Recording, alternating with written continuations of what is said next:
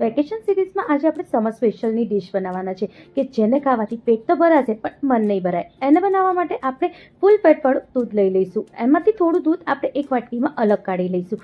જ્યારે આપણે દૂધ અલગ કાઢી લઈએ પછી એમાં આપણે થોડી સાકર કે ખાંડ ઉમેરીને એને સરસ રીતે મિક્સ કરીને દૂધને સરસ રીતે ઉકળવા દઈશું. જ્યારે આવી રીતે દૂધ ઉકળવા આવે પછી એની અંદર આપણે વર્મિસેલી ઉમેરીશું. વર્મિસેલીને સેવૈયા પણ કહેવાય છે, જો કંઈક આવી રીતની. હવે આને દૂધની જોડે મિક્સ કરી દઈશું અને બરોબર મિક્સ કરીને અને થોડીક વાર માટે આપણે ઉકળવા દઈશું, જ્યાં સુધી એ સરસ રીતે કૂક ના થઈ જાય. ત્યાં સુધી આપણે જે વાટકીમાં દૂધ કાઢ્યું હતું એ વાટકીમાં આપણે 1 ચમચી જેટલું કસ્ટર્ડ પાવડર કે આરારોટ જે હોય એને મિક્સ કરીને આવી રીતે એકદમ સરસ મિક્સ કરવાનું અને ઠંડા દૂધમાં જ મિક્સ કરવાનું, ગરમ દૂધમાં મિક્સ નહીં કરવાનું. દૂધની જોડે મિક્સ કરી દઈશું. ત્યાં સુધી આપણી સેવઈ પણ એકદમ સરસ કૂક થઈ ગઈ હશે, જો કંઈક આવી રીતે. જ્યારે સેવઈ કૂક થઈ જાય તો ગેસની ફ્લેમ બંધ કરીને દૂધને એકદમ સરસ ઠંડુ થવા દેવાનું. દૂધ જ્યારે સરસ ઠંડુ થઈ જાય તો એને એક અલગ વાટકામાં કાઢીને ફ્રીઝરમાં મૂકી દેવાનું લગભગ 2 કલાક માટે. 2 કલાક પછી એકદમ સરસ જે આપણે દૂધ બનાવ્યું છે એ રેડી થઈ જશે, એકદમ ચિલ્ડ થઈને. હવે એને સાઈડમાં મૂકી દઈશું.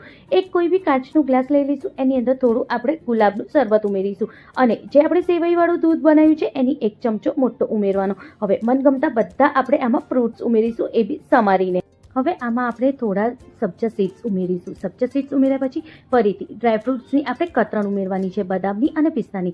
થોડી તૂટી ફૂટી ઉમેરીને થોડું આપણે આમાં વેનીલા આઈસ્ક્રીમ મૂકીશું. વેનીલા આઈસ્ક્રીમની ઉપર ફરીથી જે આપણે સેવઈવાળું દૂધ બનાવ્યું એ ઉમેરીને એની ઉપર થોડું આપણે શરબત ઉમેરી દઈશું. ફરીથી આપણા મનગમતા બધા આપણે ફ્રૂટ્સ આમાં ઉપર ઉમેરવાના છે.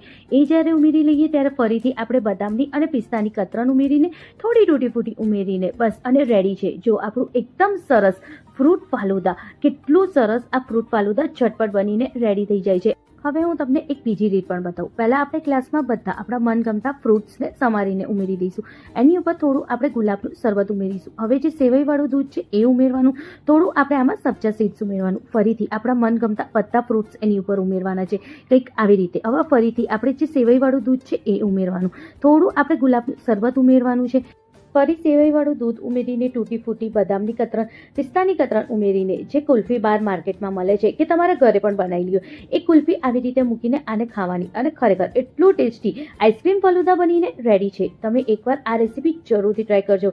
આવી રીતે તમે કપમાં પણ આઈસ્ક્રીમ ફલુદા બનાવીને રેડી કરી શકો છો. આજની રેસીપી કેવી લાગી કમેન્ટમાં જરૂરથી જણાવજો. ગમે તો લાઈક કરજો.